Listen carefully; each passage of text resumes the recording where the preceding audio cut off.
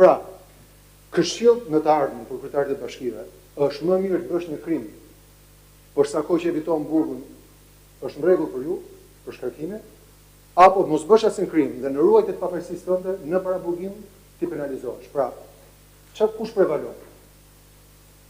Sepse me sa po më duket do më konvenonte më mirë të kisha bërë një krim, kisha dënuar dhe të shtyja apelin, se sa të mbroja pafajësinë nga para burgimit dhe të rrezikoja shkarkimin.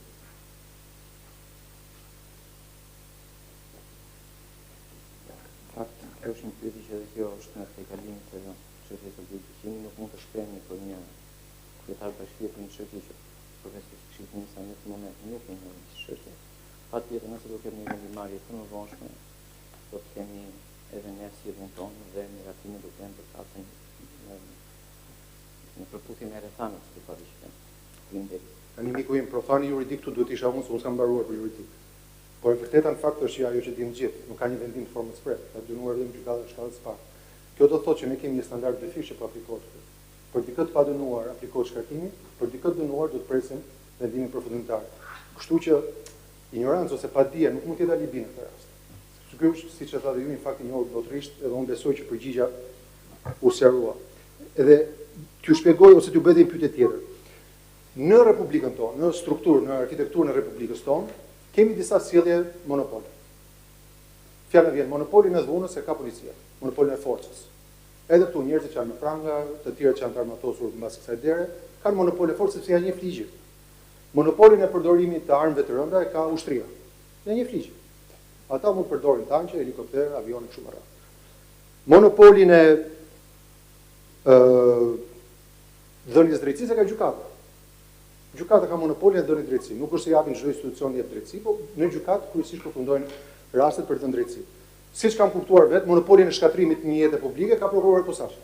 Prokurori posaçëm mund të shkatërrojë jetën publike.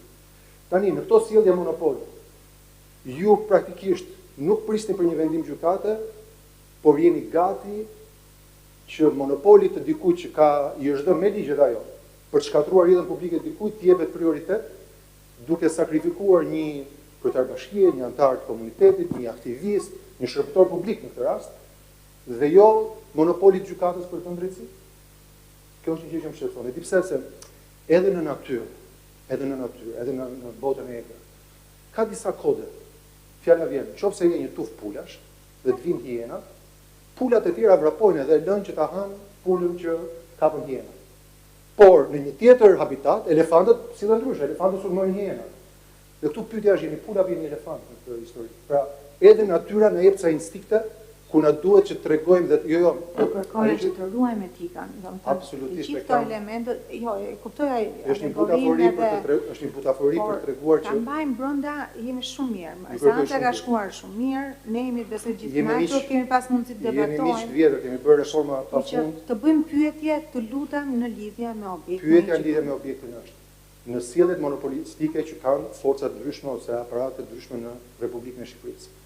Ju anoni për të mbështetur sjelljen e prokurorisë që ka monopolin e shkatrimit të jetës dikujt, edhe pa vendim, apo tentoni që të respektoni monopolin që ka gjykata për të vendosur drejtësi dhe për i pasur përfundimtare të vendimit. Nderuar pyetjen. Në fakt, Këshilli i Ministrave operon dhe ka kompetencat e veta për të saktuar qartë në kushtetues e në ligjet në zbatim. Kështu nuk mund të bëjmë një interpretim në lidhje me veprimtarinë e pushteteve të tjera që janë pushtete të ndara. Dhe në këtë seancë dhe në këtë sallë objekti i gjykimit është pikërisht çështja e vendimit të shkarkimit të kryetarit të Bashkisë Tiranës. Përtej këtij argumenti ligjor nuk kam se çfarë të shtoj tjetër. Dhe në finale, në sezonja nderuar gjyqtarë do më lejoj t'ja huazoj pyetjen që ajo më bëri mua për t'u bërë ju. A do kishte ndryshuar në gjë ose unë do ftosha në vendimin e Këshillit të Ministrave? Këtë nuk mund ta di.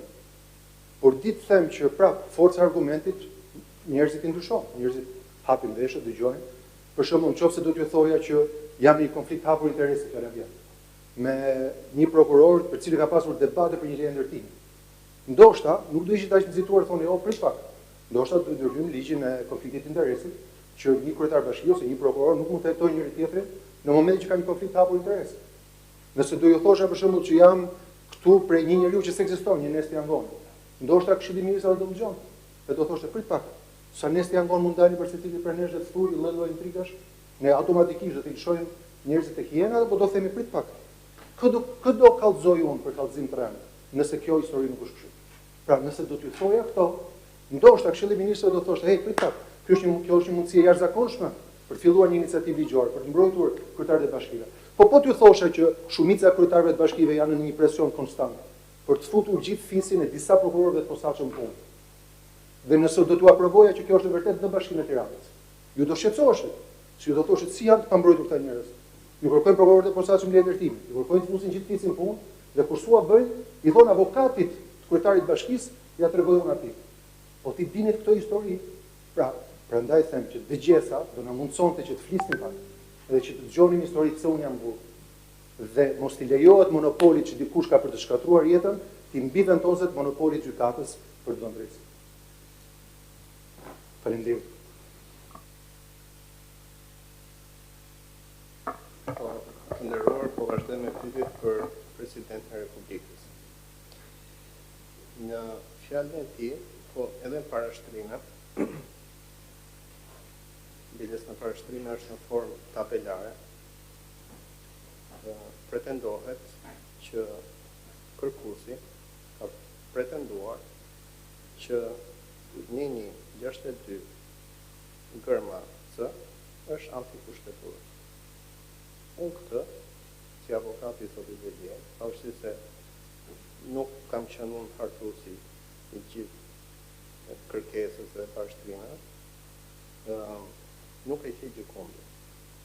Kështu që pyetja e parë, edhe si sfidë, është në cilin faqe, cilin paragraf evidentohet sepse unë nuk e kam parë gjykimin që ne kemi pretenduar antikushtetueshmërinë e një 62 kërma C dhe ligjit 139.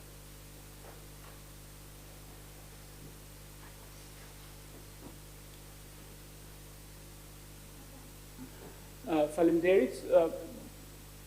Pretendimi është në dokumentin fillestar në kërkesën drejtuar gjykatës. Rol ta lexoni e gjeni.